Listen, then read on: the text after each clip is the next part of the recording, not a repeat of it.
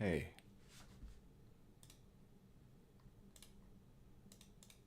is this working? Okay. Hi everyone. Today I'm going to be reading the V-JEPA paper, and I just realized that there's sometime last week I was reading the I-JEPA paper, and so I remember some of this, and I wonder. So there's V-JEPA and then V-JEPA 2. These are both sort of like role models papers published by Meta. And we spent a little bit of time trying to understand I-JEPA. So let's look at V-JEPA now.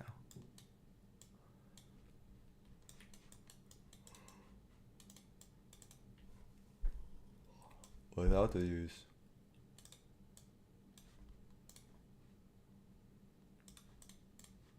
Wait, why can't I annotate?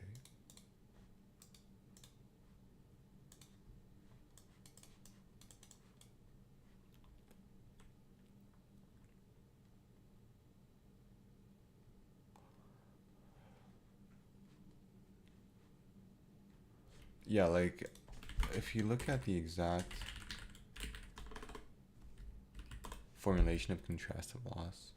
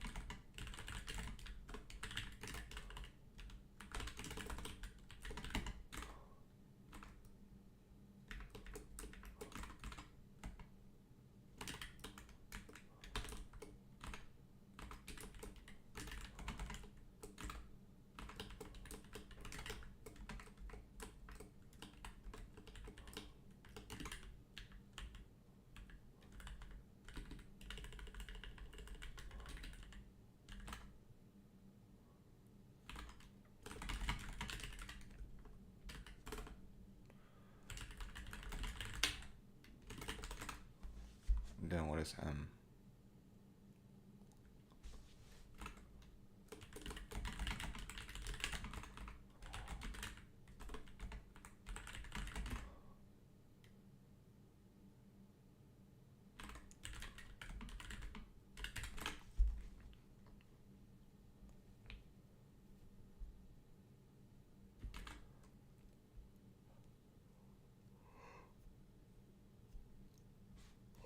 Okay, so if they're similar, you use the left term, and the right term is if they're not similar, so if it's a negative pair. You want to minimize the margin.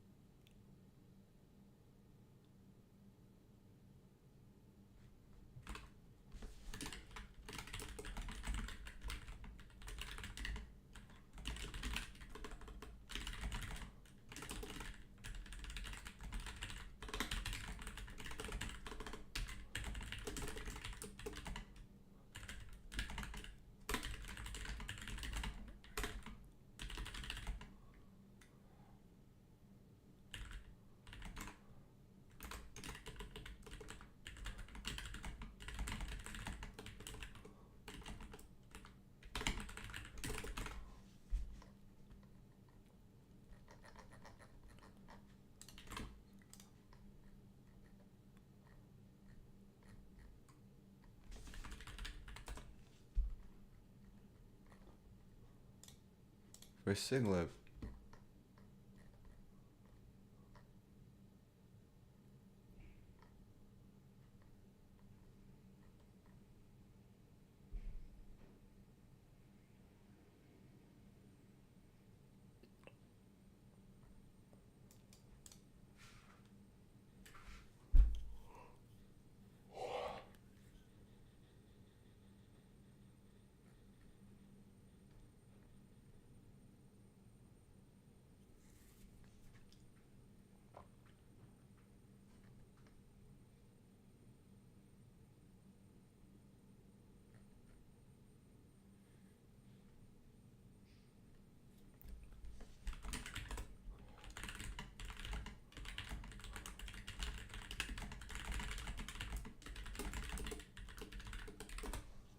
wait, I'm just taking a side tangent because this formulation is slightly important.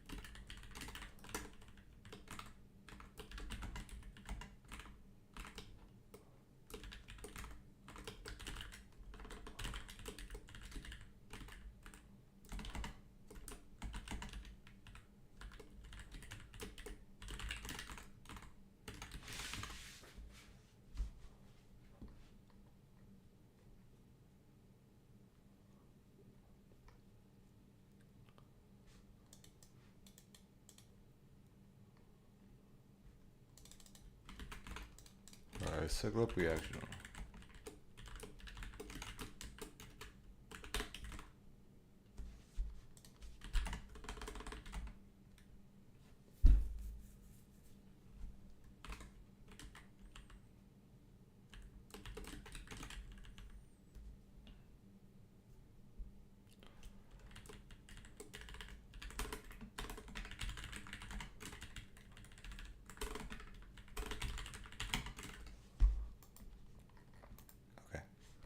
We're looking at V-JEPA.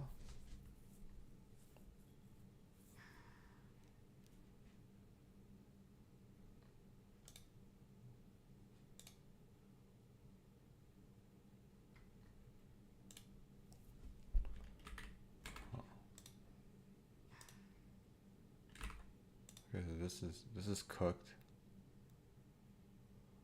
This is fine.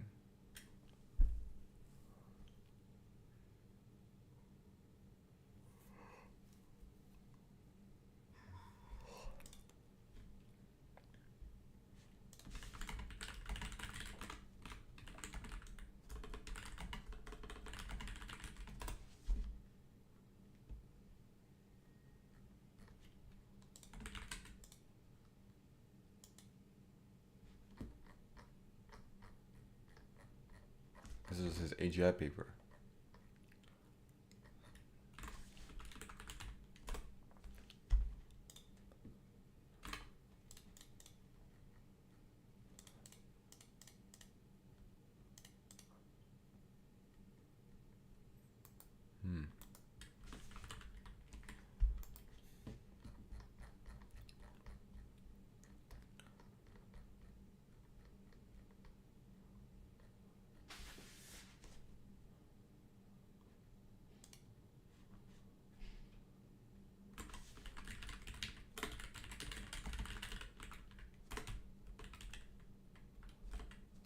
This is so.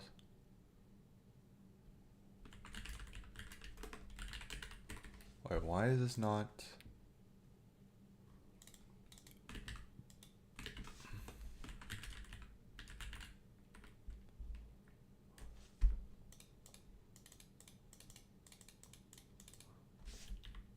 Okay.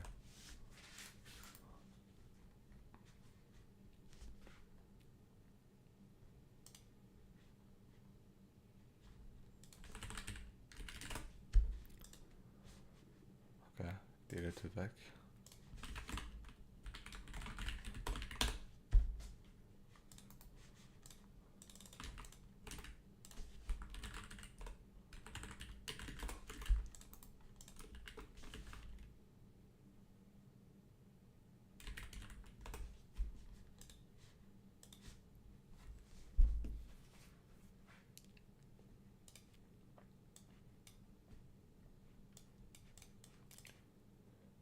Feature reduction, we all use pre-trains. Pre-training.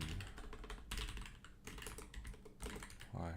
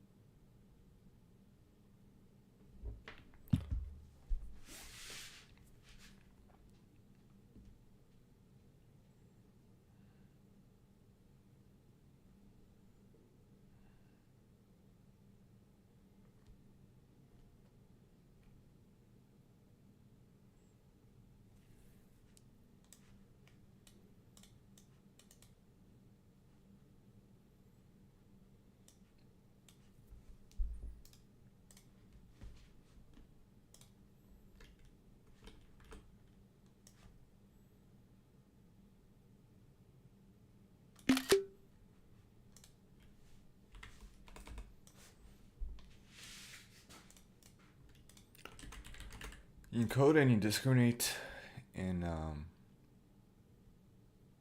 latent space.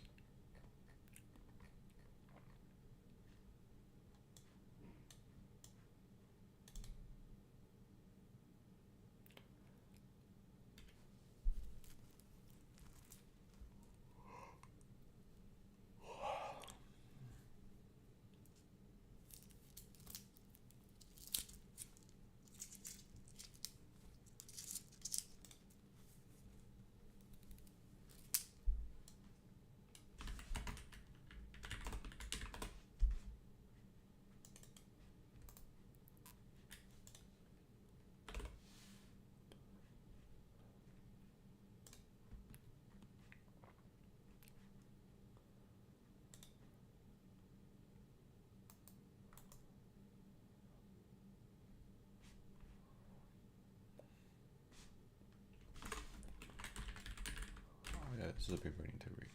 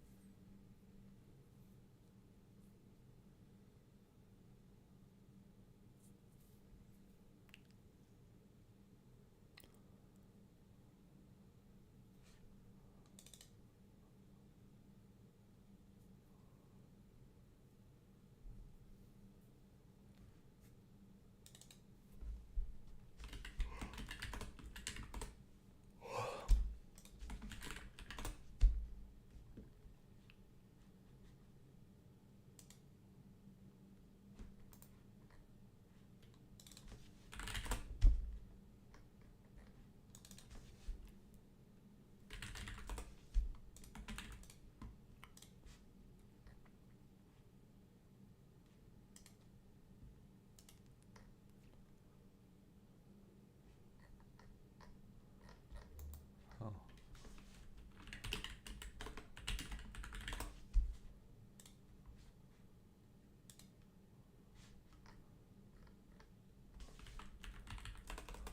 It's called K400s.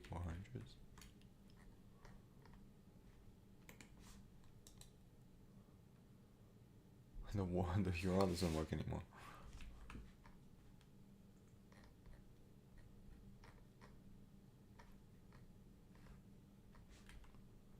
Salsa.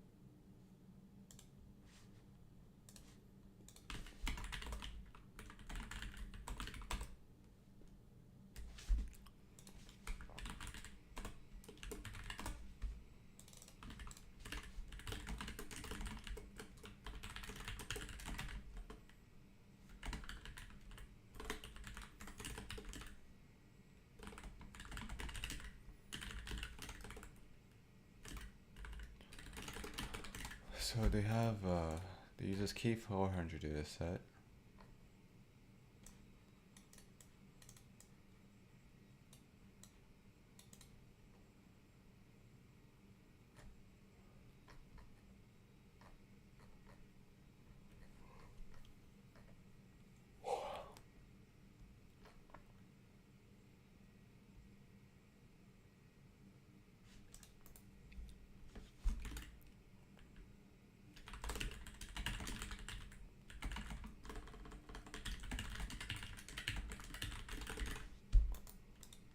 Okay, so let's go back to V-JEPA.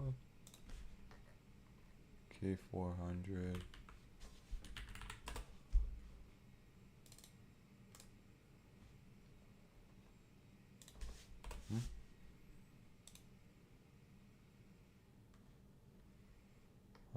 Where? Where is K400? Am I blind? Where the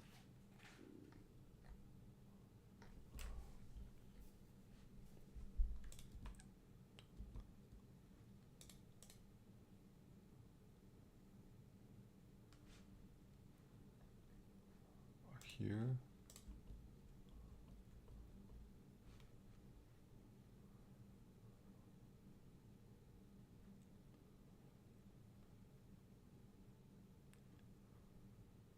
Video blue.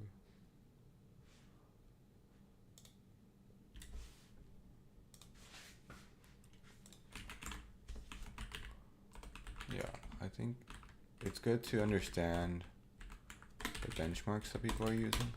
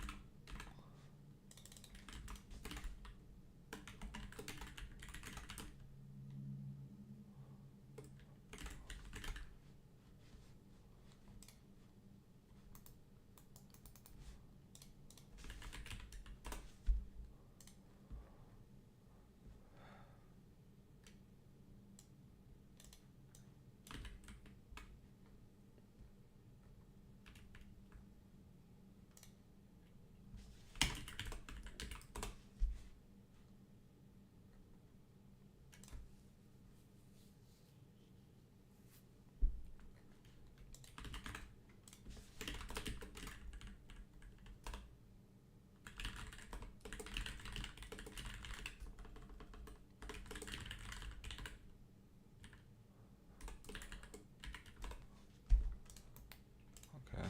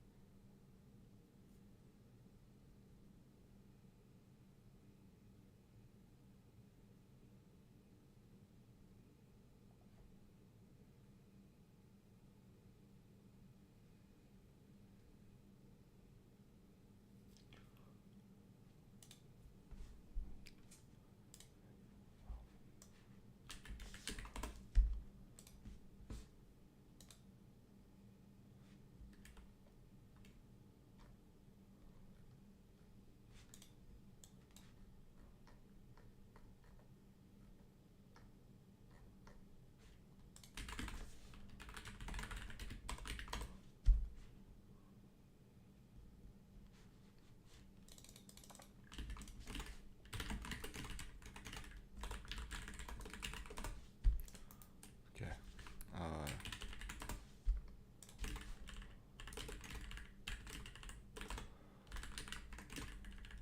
I should cover it, right?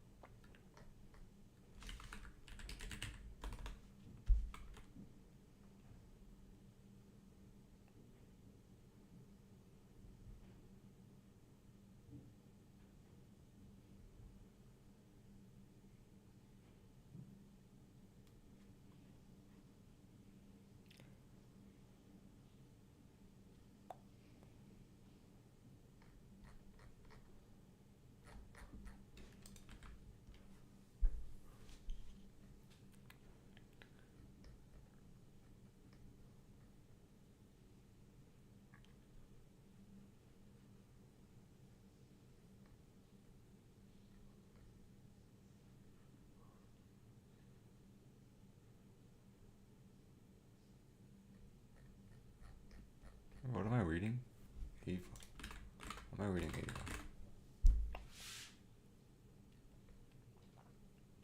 I mean, future prediction versus spectacle, it makes sense, like predicting a light in space.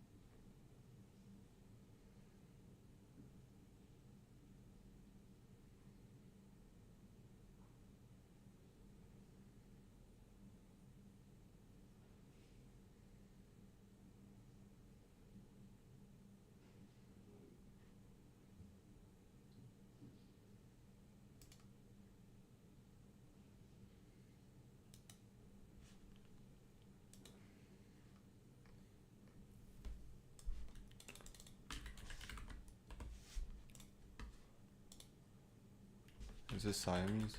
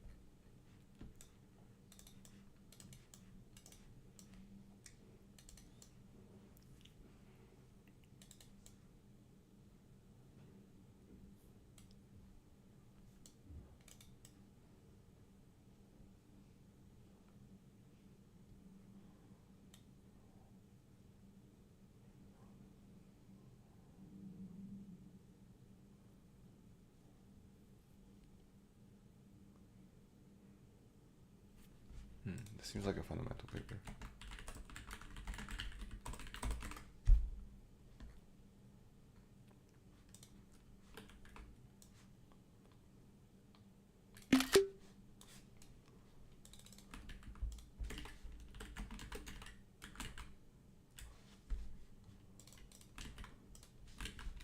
What? What are you on?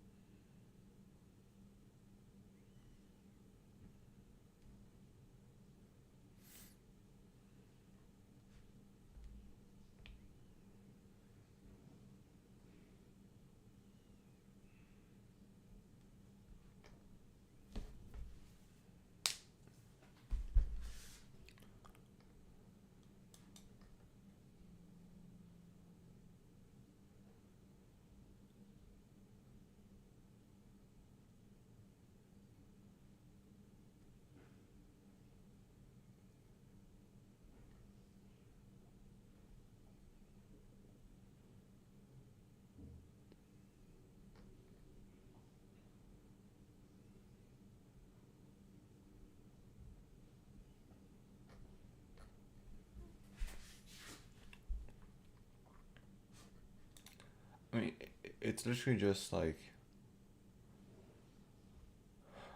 working latent space, no?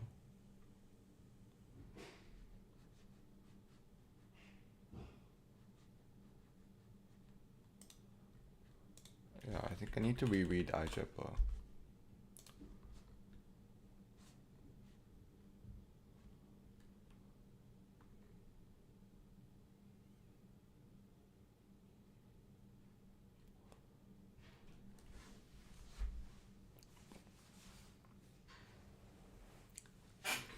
Clip. Like clip is a joint embedding architecture.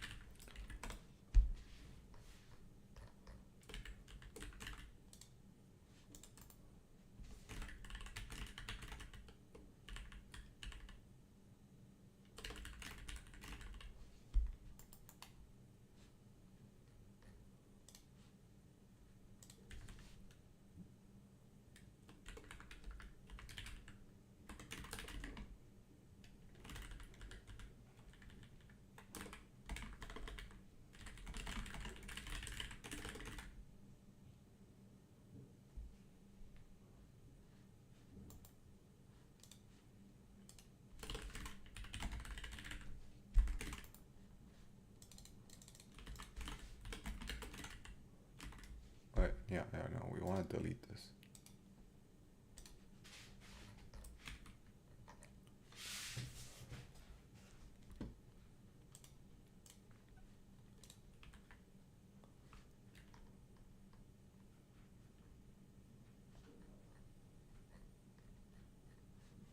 Wait.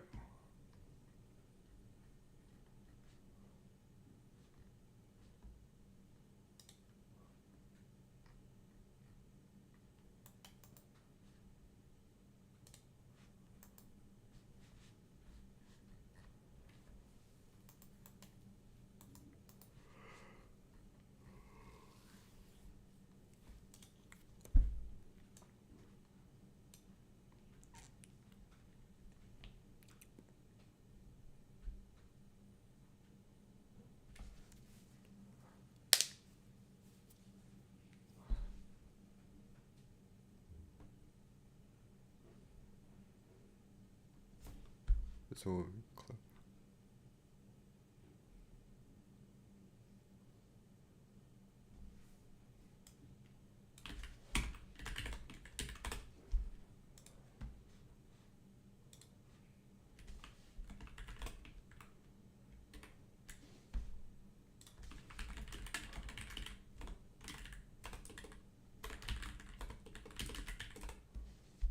This is like a precursor to siglip or clip.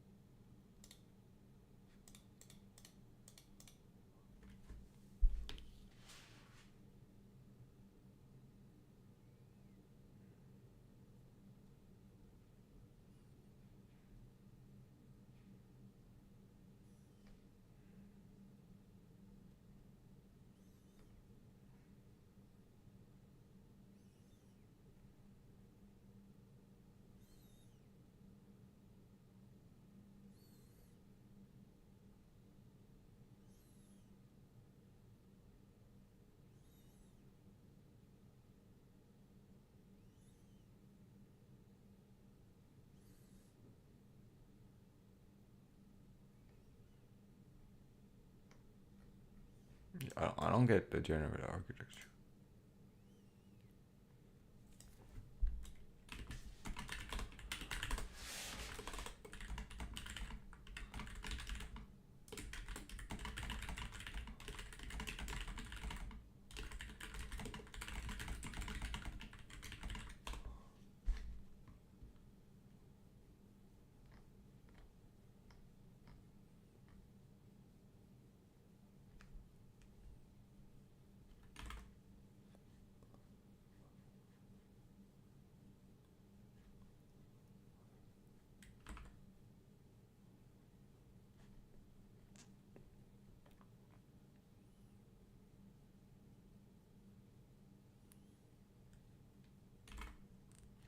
You could have like in this case, it's an image.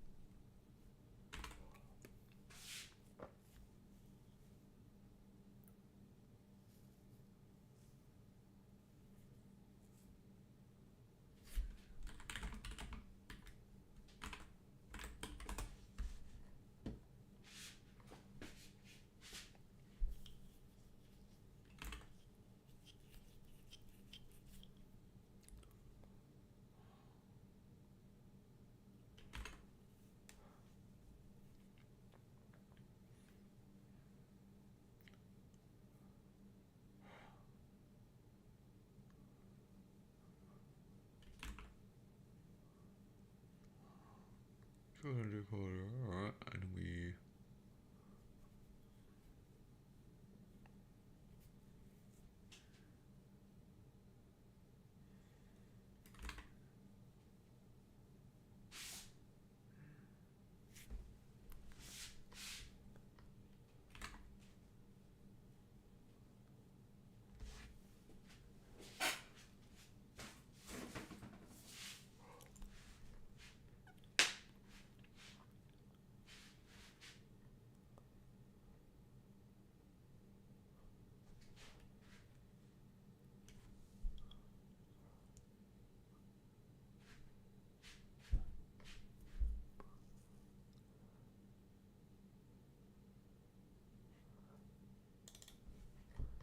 energy behavior models. Like, I don't understand what energy.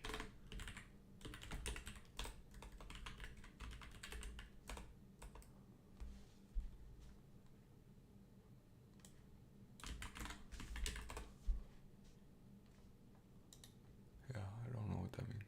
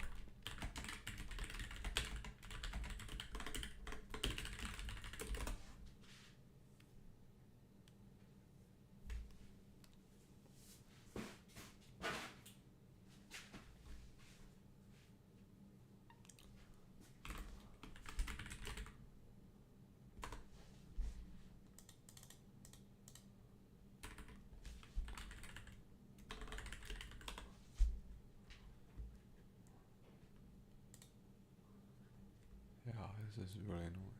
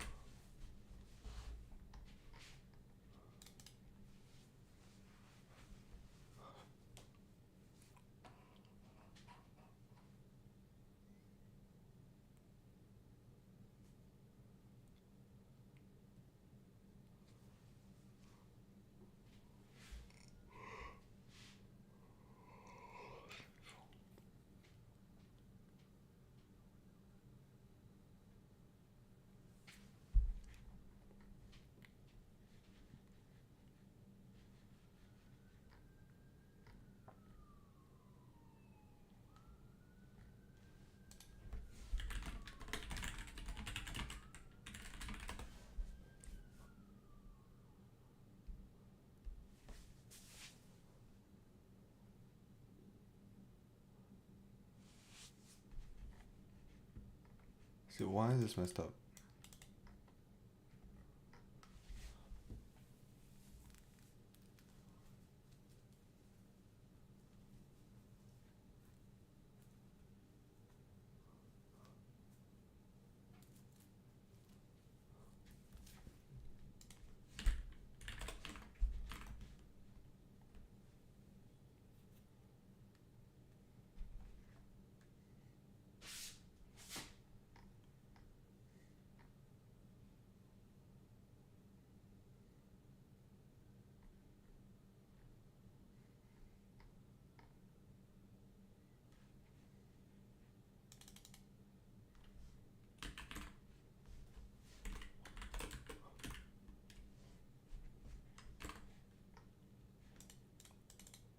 Still don't get it, but maybe we can go on YouTube and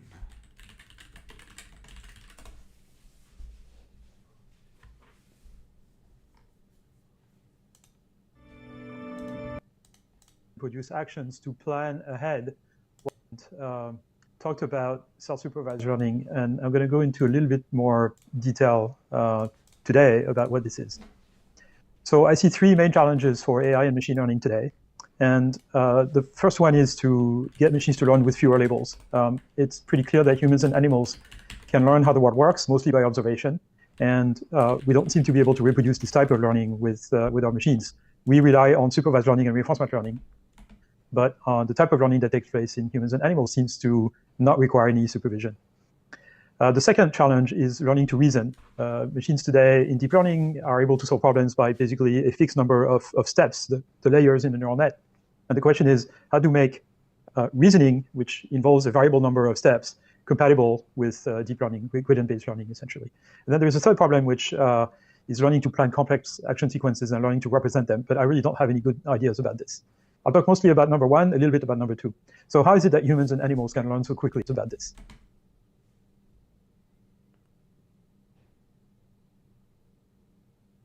I'll talk mostly about number one, a little bit about number two. So how is it that humans and animals can learn so quickly? Babies learn basic concepts about the world, mostly by observation at various times in their lives, but they accumulate an enormous amount of background knowledge about how the world works in the first few months of life. And perhaps this is the source of what we call common sense. So things like learning about gravity, learning that an object that is not supported will fall, happens around 9 months of age. And intuitive physics, takes about that long. What type of learning principles do humans and animals use to be able to learn this kind of thing? So the hypothesis that I've been formulating for a number of years is that perhaps this type of learning is what I call self-supervised learning, which is really a form of unsupervised learning. And the idea is to capture dependencies between variables by predicting a subset of variables from every other subset of variable. So let's say that we have a video that we're trying to predict the future of, right? So we are shown a few frames of a video, and we ask the machine to predict the next frames of the video. There are many things that can happen in the future, and the problem is how to represent the uncertainty and the set of all possible futures that could possibly happen. But that's a form of self-supervised learning. Self-supervised learning does not necessarily mean predicting the future. It might mean predicting the past from the present. It might mean filling in the blanks wherever that occurs. But this idea of learning by prediction is very rich because there's a huge amount of information in the data that can be used, and we don't need to manually label this data. The two things that self-supervised learning can be used for, the first one, of course, is to learn representations of the world, hierarchical representations of the world, so that those representations can be used in subsequent steps to learn a particular task in supervised or reinforced mode. The second one is to learn predictive forward models of the world, which would allow a system that can produce actions to plan ahead what kind of actions to take so that a particular result will ensue. But the main question here, the main technical problem we have to solve is how to represent uncertainty and multimodality in the prediction. And for this, I'm proposing to use energy-based models. I alluded to this about 2 years ago when I gave a talk in this forum. But let me go into a little bit more detail. So an energy function, an energy-based model, is really an energy function, which is a scalar-valued function, f of x, y. X is an observed variable, and y is a variable to be predicted. And the system does not produce a y variable. It just tells you whether, when you give it an x and a y, whether those two are compatible with each other. So let's say x is an initial segment of a video. If y is a good continuation of that video, then f of x, y will take low values. And on the contrary, if y is not a good continuation of learning by prediction, is very rich because there is a huge amount of information in the data that can be used, and we don't need to manually label this data. The two things that self-supervised learning can be used for, the first one, of course, is to learn representations of the world, hierarchical representations of the world, so that those representations can be used in subsequent steps to learn a particular task in supervised or reinforced mode.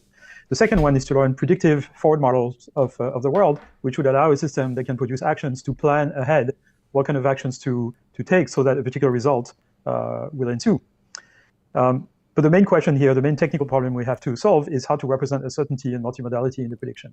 And for this, I'm proposing to use energy-based models. I alluded to this about 2 years ago when I gave a talk in this forum. But let me go into a little bit more detail. So an energy function, an energy-based model, is really an energy function, which is a scalar-valued function. F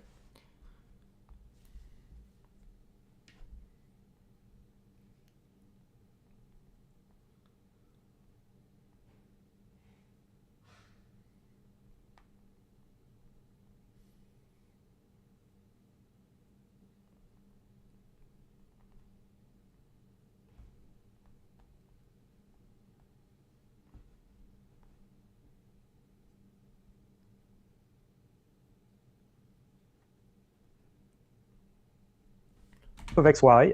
X is an observed variable, and y is a variable to be predicted. And the system does not produce a y variable. It just tells you whether, when you give it an x and a y, whether those two are compatible with each other. Right. So let's say x is an initial segment of a video. If y is a good continuation of that video, then f of x, y will take low values. And on the contrary, if y is not a good continuation of the video x, then f of x, y will take large values. This is symbolized at the bottom here in 2 dimensions, where x is a scalar value, y another scalar value, and the blue beads represents the data points. Those two energy functions here, depicted here, essentially give low energy to good samples that come from the data and higher energies to everything else. This is what's necessary when you want to use an inference algorithm that produces a good prediction y by minimizing this energy function f of x, y. So let's look at this diagram here where the data points are represented by those black dots, and the energy function here, I'm depicting the lines of equal cost of this energy, equal height if you want. So the inference process would consist of starting from a point and then kind of finding a nearby point in the space that has low energy, perhaps for a fixed value of x, or perhaps not. So this is inference. We've not talked about learning yet, but how do we train an energy-based model? There are 2 classes of methods. There are contrastive methods, first of all.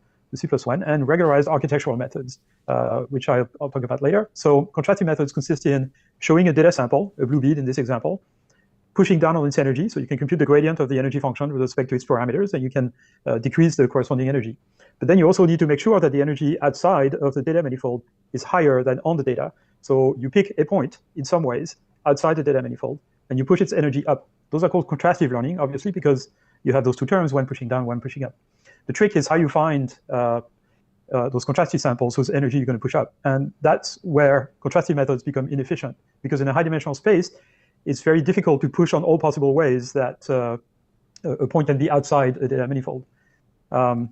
So I put together this chart, which I'm not expecting you to read fully today, but for reference, most of the algorithms, learning procedures for unsupervised learning that we know belong to one of those two categories, contrastive or regularized. So things like maximum likelihood is contrastive, metric learning inside these networks is contrastive, generative adversarial networks are contrastive, masked autoencoders are contrastive. And then regularized architectural methods are methods like sparse coding, sparse autoencoders, and variational autoencoders.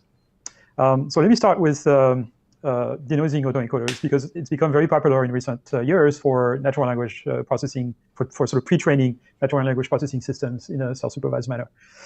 So denoising autoencoder actually originated in Pascal Vincent's publication in 2008. I had worked on this before in my PhD, but in a more restricted case.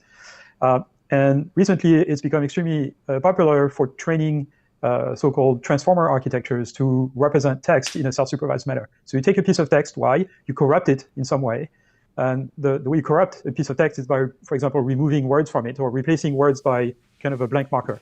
And then you train a neural net, a transformer architecture in this case, to basically predict the words that are missing.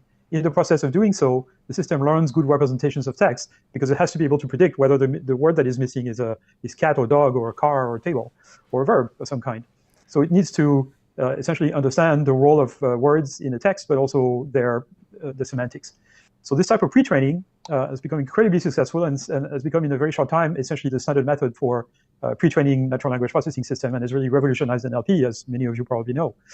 So there's a key paper by Wazwani from Google presenting the transformer architecture, followed by the BERT model, which used this sort of self-supervised learning. Now, those things work really well, and you can train transformers to represent text and then use the internal representation as input to a subsequent system that does text classification or, let's say, translation. This is an example from two of my colleagues at Philosophia Research in Paris who have trained a transformer to basically represent multilingual text. So half of the text is, let's say, in English, the other text in Korean, and you remove random words, and the system learns to use the text in one language to predict the words in another language. In the process of doing so, learns a language-independent representation of text, which you can then use as the basis of a translation system. Another work also by Guillaume Lample and another collaborator, François Charton, also from Facebook in Paris, has used transformers to learn to solve equations like computing an integral or solve a differential equation symbolically, which is really astonishing. And there's been other work at Facebook in dialogue systems. So this is a dialogue where a machine and a person can look at a picture and they comment on that picture and ask themselves questions. It's a little hard to figure out who is the machine and who is the person in this dialogue. The machine is actually in gray and the person in blue. Those dialogues are quite big progress compared to what was possible a few years ago. This work is more recent. This is from Nicolas Carion, who was a resident PhD student at Facebook until recently and is now a postdoc at NYU working with me. And he built a system that uses a convolutional net as a front end and a transformer as a back end to do end-to-end object recognition, detection, and localization. I think this is the future. So I think a lot of future vision systems will actually use a combination of convolutional nets and transformers or other ways of doing object-based inference. And this system is really interesting and works very, very well for sort of dense semantic instance segmentation and what's called panoptic semantic segmentation, which includes labeling every pixel of an image with the label of the object it belongs to. So people, of course, had the idea of using denoising autoencoders in the continuous case, for example, to learn features for images. You take an image, you blank out some parts of the image, and you train the system to recover the missing parts. Those systems do a pretty good job at reconstructing the image, but the features that are learned by those systems are not very good. If you use them as inputs to a subsequent image recognition system, they don't give you very good results. So it's been largely a failure. But what's been much more successful over the last year or so is so-called contrastive embedding method. So the idea goes a long time. I had a paper in 1993 on this topic and more in 2005, 2006, but it's been sort of made very popular in the last year or so with methods such as Perl and Moco, which came from Facebook, and SimClear, which came from Google. And the idea is you have two identical copies of the same neural net, convolutional net in this case for images. You show two images that are basically just transformations of each other, so they have the same content, and you force the system to basically produce the same outputs. You have a cost function that says the two outputs should be identical or very close to each other. And then you show a contrastive pair. Two images that are different, and then you tell the system the energy, which is the distance between the two vectors, should be large. Okay, so it's one of those contrastive methods where you push down on the energy of good samples and push up on the energy of bad samples. The problem with those methods is that they require a very, very large number of training samples, particularly negative training samples, and they require to use what's called hard negative mining to kind of choose the negative samples appropriately. But they do work, and they produce visual features that are somewhat useful. The cost functions that can be used for this all have the same characteristics, that they take the energy of the correct answer and try to push it down, and the energy of some sort of incorrect y, if you want, called a y hat here, and try to push it up. And there's different ways of doing this, which I'm not going to go into the details of. But this is a slide that just kind of shows that maximum likelihood, when you kind of come down to it, is a type of contrastive learning that unfortunately very often runs into intractable integrals, and so you have to make approximations. The type of loss functions that are very popular for contrastive embeddings is called NCE, noise contrastive estimation, and it consists in taking a batch of samples with some positive, some negative, and then feeding their scores, their energies, into kind of a softmax that pushes the energy of the negative sample, the contrastive samples, to large values, and then pulls the good ones to small values. Now, over the last few months, there's been a couple of methods that have been proposed that don't actually require contrastive samples. And an interesting one is called BYOL, Bootstrap Your Own Latent, that came out of DeepMind. And the idea there is that you slow down the evolution of the weight of one of the two networks, so they don't have exactly the same weights anymore. And you stick a predictor on top of one of the two networks. And for some reason, this works. It's not fully explained. It's not fully understood, even by the authors. There's some theoretical work on this to try to understand why this works. But it does work, and it produces features that actually rival the type of features you would obtain by training purely supervised on ImageNet. Another method proposed by Mathilde Caron from Facebook in Paris, called Deep Cluster and Suave, use a sort of different idea, but also do not require kind of contrastive phase. So those are the two top performing systems to learn self-supervised visual features, and the performance they produce is essentially the same as what you would get by training purely supervised. Okay, so now let me talk about architectural and non-contrastive methods. And the basic idea of an interesting one is called BYOL, Bootstrap Your Own Latent, that came out of DeepMind. And the idea there is that you slow down the evolution of the weight of one of the two networks, so they don't have exactly the same weights anymore. And you stick a predictor on top of one of the two networks. And for some reason, this works. It's not fully explained. It's not fully understood, even by the authors. There's some theoretical work on this to try to understand why this works. But it does work, and it produces features that actually rival the type of features you would obtain by training purely supervised on ImageNet. Another method proposed by Mathilde Caron from Facebook in Paris, called Deep Cluster and Suave, use a sort of different idea, but system essentially the idea of those methods is to limit the volume of space that can take low energy in some ways. And a good example of this is the well-known k-means algorithm, right? So k-means is a procedure that basically captures the dependency between the individual variables of a vector y that you'd like to model the distribution of. And there is a latent variable z. This latent variable is multiplied by a prototype matrix, and the reconstruction is just the product of the z vector by the prototype matrix w. The z vector is constrained to be a one-hot vector, so it's a vector with all zeros and 1, 1. And the way you compute the energy function, f of y, is that you take an energy function, e of y z, which is a reconstruction error for a particular z, and you find the z that minimizes this reconstruction error. So you find the prototype, the column of w, that is closest to the prototype y. And if you train k-means, this is a depiction here of the energy surface of k-means when you train with samples that are drawn from this ellipse data manifold here. What you get is prototypes that are equally spaced along this manifold, and you get sort of energy wells around each of those prototypes, and the overall energy is just a minimum of all of those energy wells. So a kind of a dark spot here is a minimum of the energy, and the bright spot are more like ridges or maxima. So this seems to work pretty well, but it doesn't work in high dimension. K-means is not really particularly good in high dimension. So it's an example of what's called a latent variable model, where you're given observations X, and during training a desired Y. And what the system has to do is find a value of Z, the latent variable that minimizes this energy, and you define the new energy as the minimum over Z of E of XYZ, which is a more elementary energy function. The reason for using latent variable models is that it allows to make predictions in a multimodal way. So if you want to do video prediction, for example, there are several future video frames that are possible that follow an initial segment. And so you start from a variable X, and you'd like to be able to parameterize the set of possible predictions of Y bar, which is depicted by this sort of S-shaped ribbon here. And what you can do is have a latent variable that can vary within a set. And as you vary the latent variable within a set, the prediction varies over this ribbon, this sort of data manifold.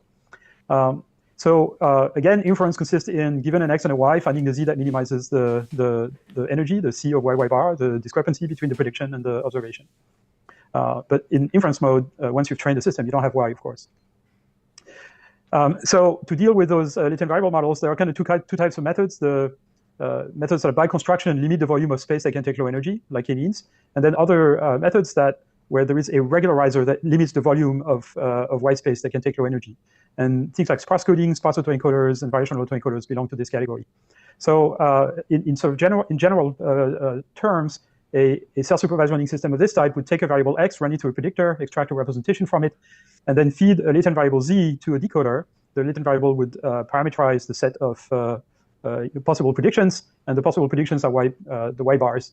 To limit the volume of space that can be predicted by swiping Z over a set, you add a regularizer, which is a term in the energy that makes the system pay whenever Z goes outside of a particular domain.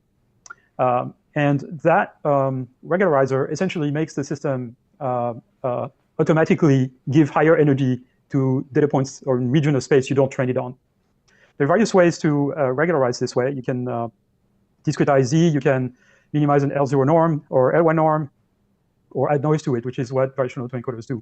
This is an example of a well-known algorithm called sparse modeling or sparse coding, where what you see here is a depiction of the columns of a W matrix that is multiplied by a latent vector Z, and the animation shows those filters or prototypes being learned or trained on natural image patches. So they naturally develop oriented edge detectors. And this is a well-known algorithm that is from the late 90s from Olshausen and Field. The problem with this kind of decoding architecture is that you have to infer Z by minimizing a cost function.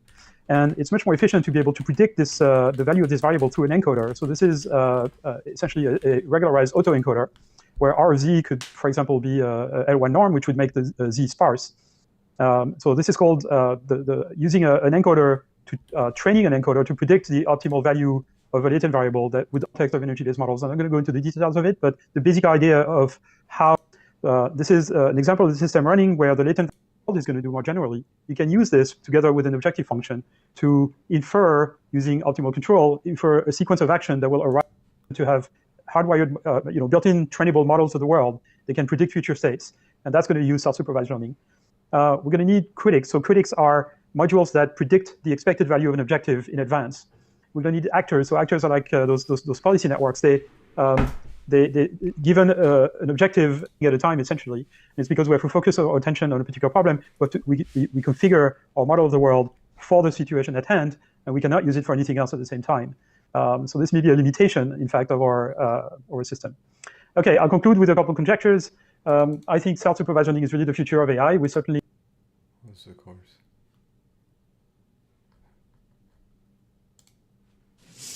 Right, so we're going to talk about energy. I'm talking, you have some idea of the word that is going to come up. Just an application of the Gibbs-Boltzmann. It's very expensive in terms of computation because those networks are enormous for them to work well. But it works really well. So immediately people try to kind of translate that success into a similar success for images. So let's say take an image, block out some pieces of it, converges to F infinity, which is why I called it F infinity. And I went to this. Okay, so now let's connect this with probabilistic modeling. There is a way of turning energies, which you can think of as kind of negative scores, if you want, because low energy is good and high energy is bad.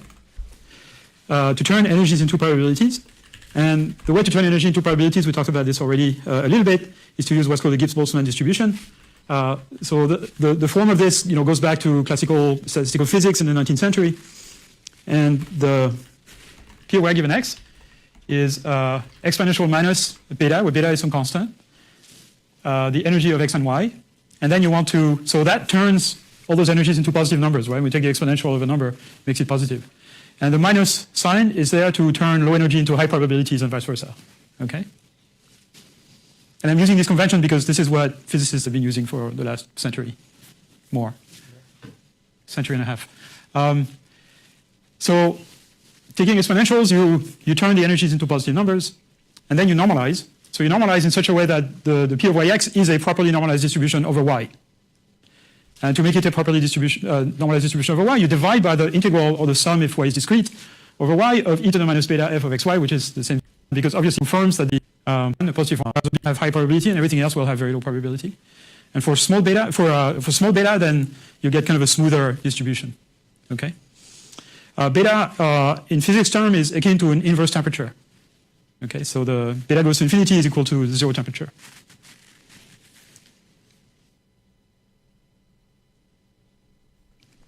Okay, a little bit of math. It's not that scary.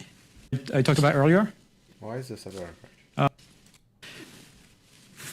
A piece of the model, the energy function. So K means that I just explained. And this is just in the classical form. This is the distance between y and y bar squared. Okay.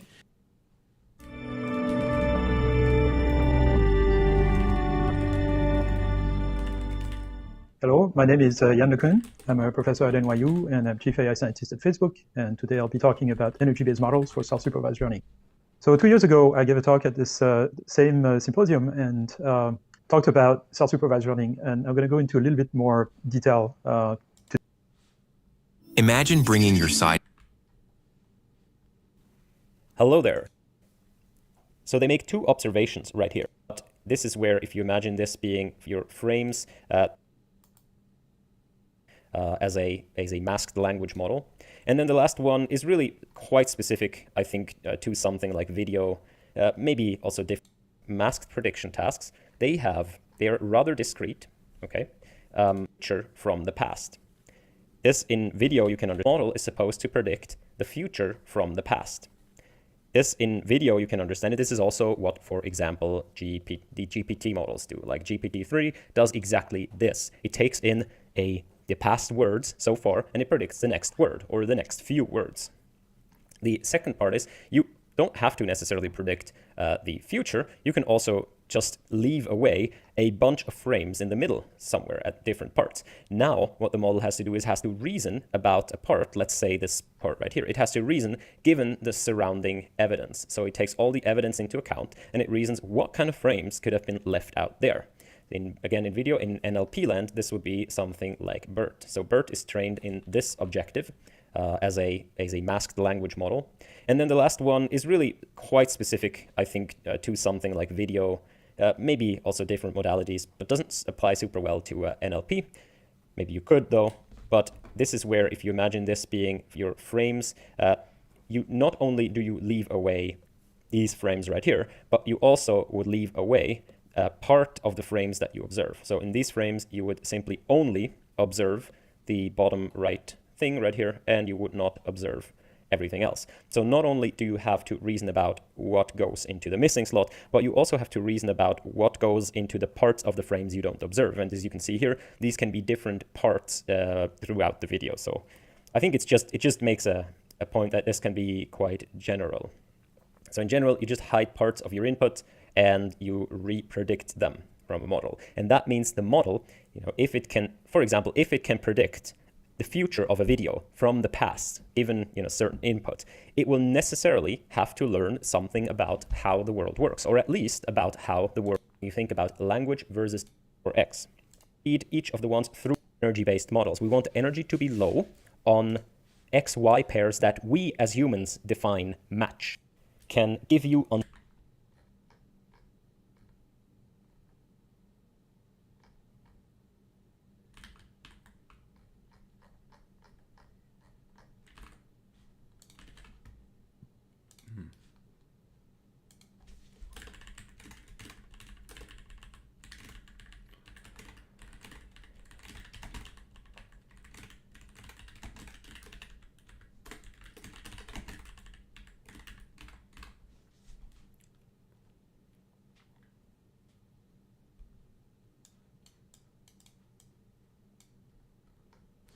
Yeah, I need to understand how BERT works.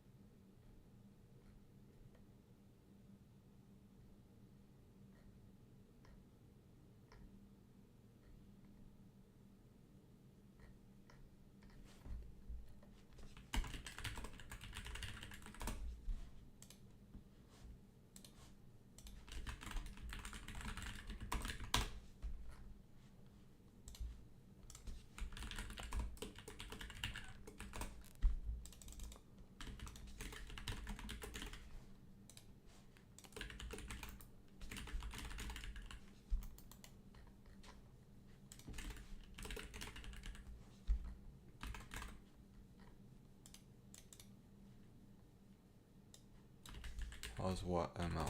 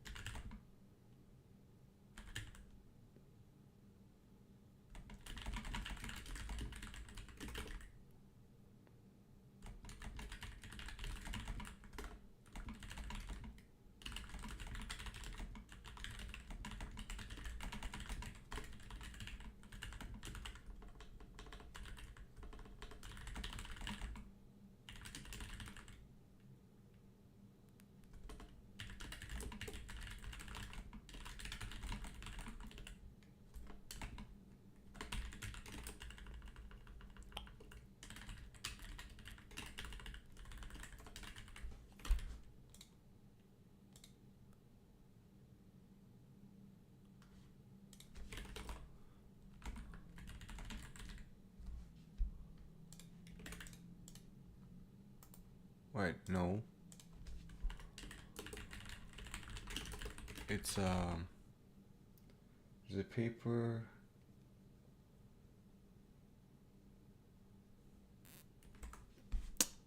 That did this recently.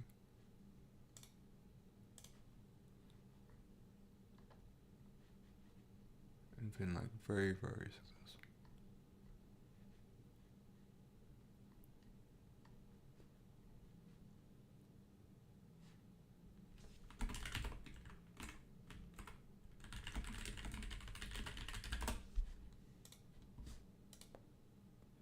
Is it this one?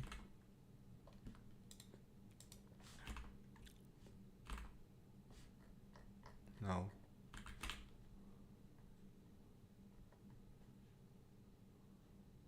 Yeah. I think it's this one. Masked autoencoders are scalable vision learners.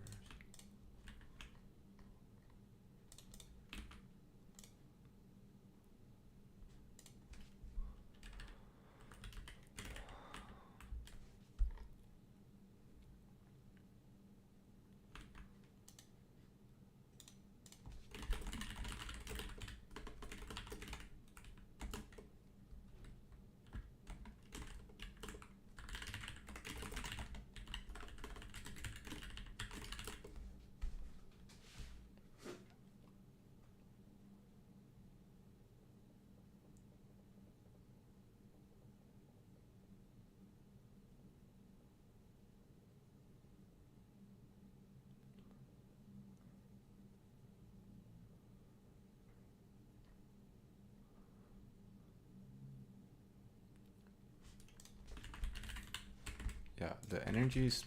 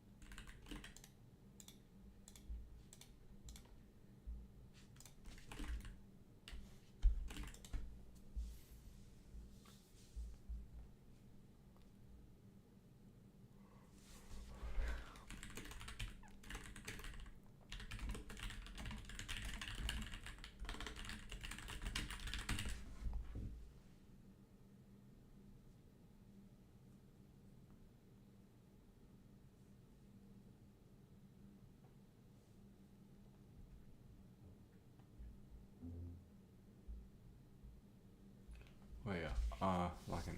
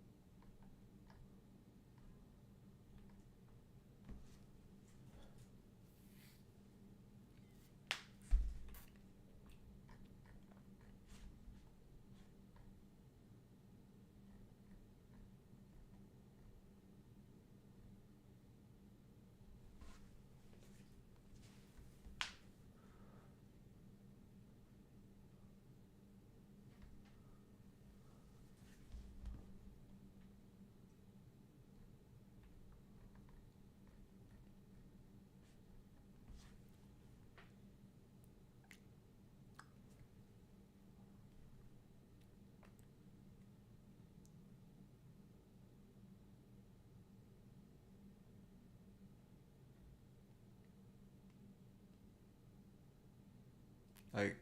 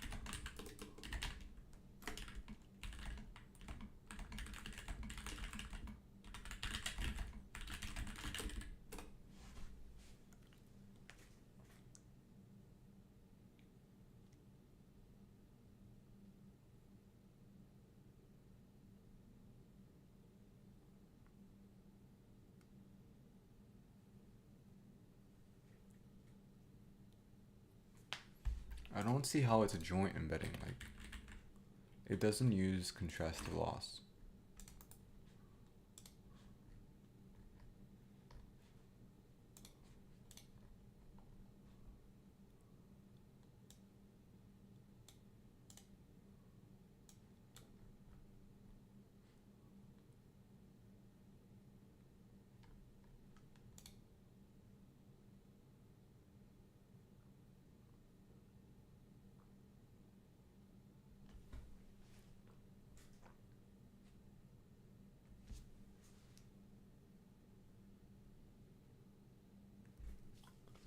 The goal is like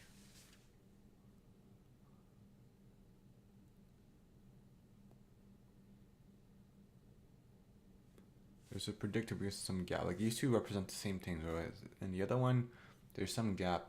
Like you're not saying these two represent the same things. You're saying like, you know, it's a masked image. You want to predict what the things that are missing. So you slap on a freaking predictor. And then those two should correspond to be the same thing.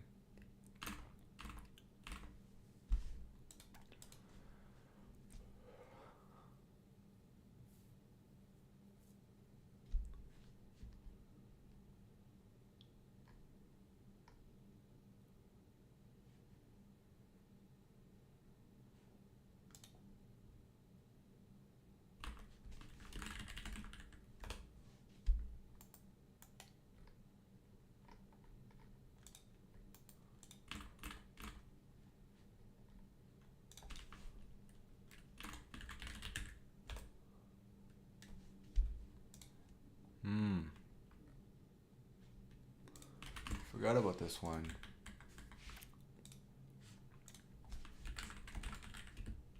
There's so many papers, man.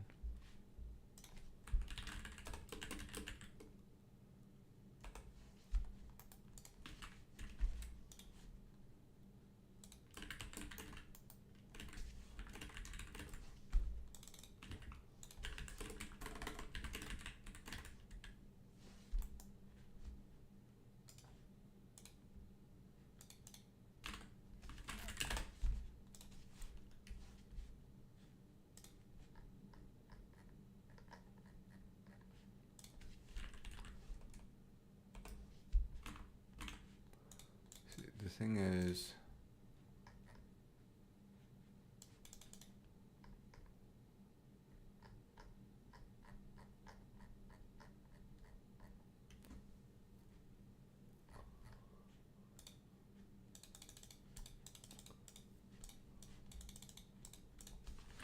I want people to be able to see the link to the paper.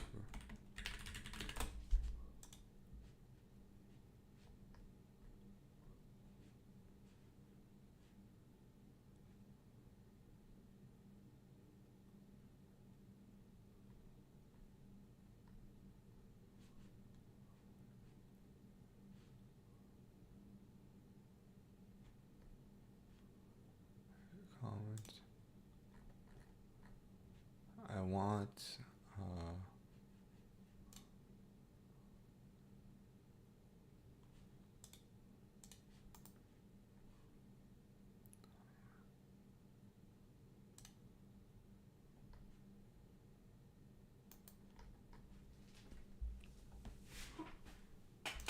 comments.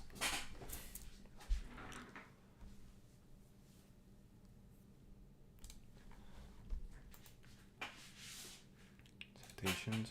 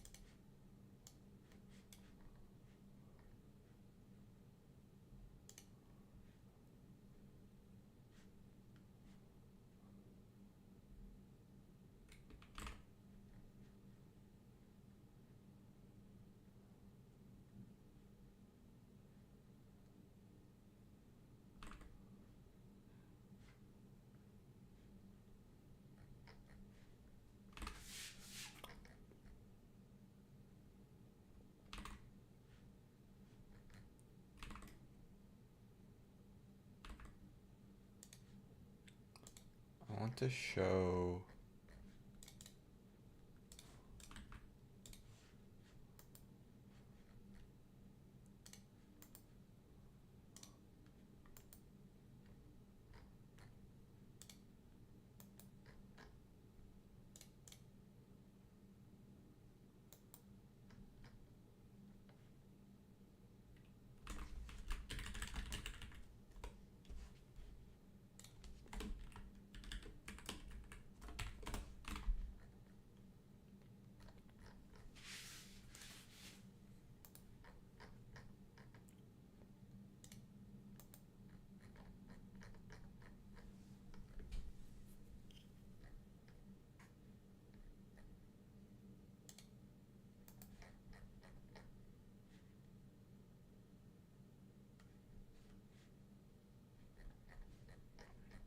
very crazy. It's not that many papers though. 200 papers.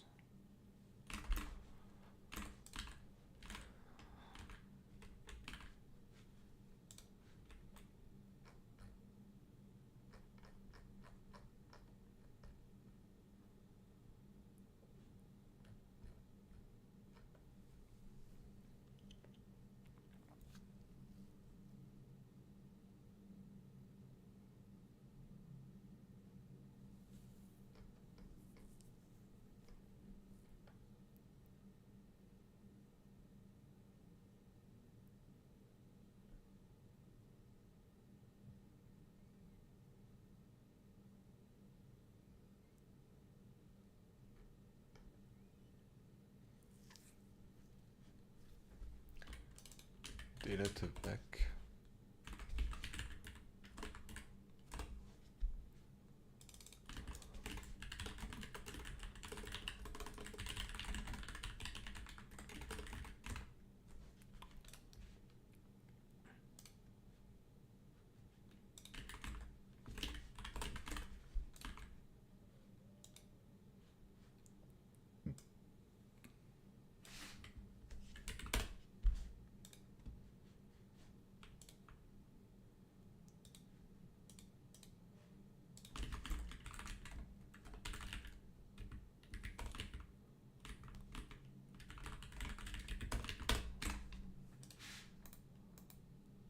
Closest, he said closest to our work.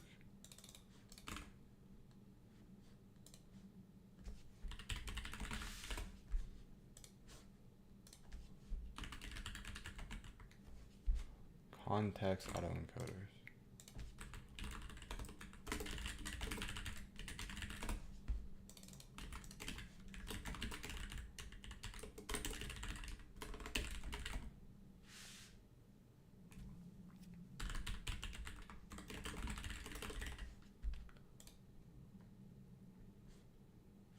Like, why is it called I?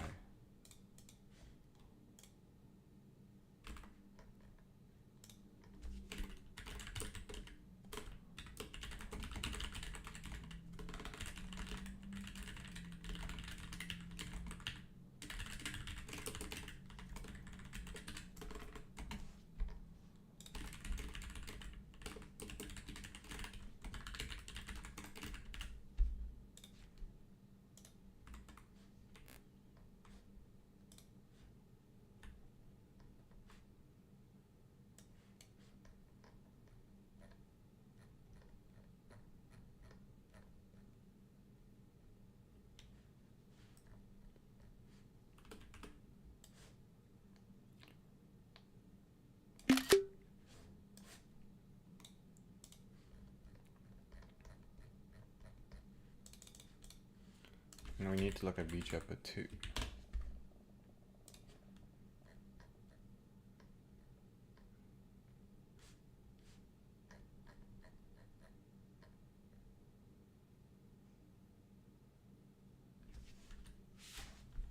What is EMA? Exponential moving average?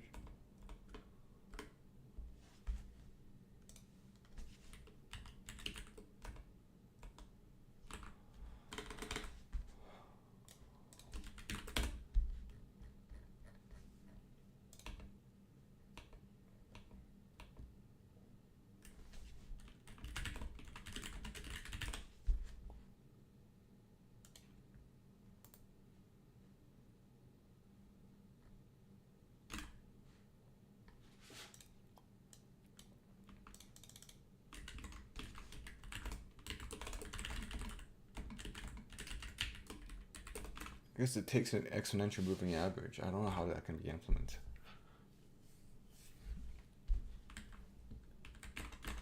Okay, need to keep reading. I guess like we need to spend some more time reading V-JEPA. Definitely an interesting idea. But how revolutionary it is. Like the paper makes it seem, I think, a bit more than it is, but perhaps it's to contextualize, like, you know, not everyone's familiar with like energy-based models, but it's like a framework of thinking about like actually these generative models and these joint embedding models actually are the same thing under the, or like can be put in the same family under this energy-based view, where, you know, things that are similar should have low energy, and things that are very different should have high energy, right?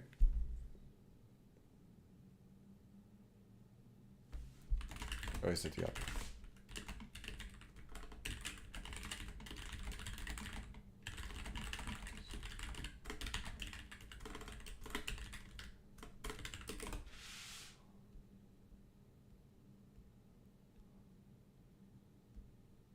Yeah, low energy is like it takes a lot of energy to get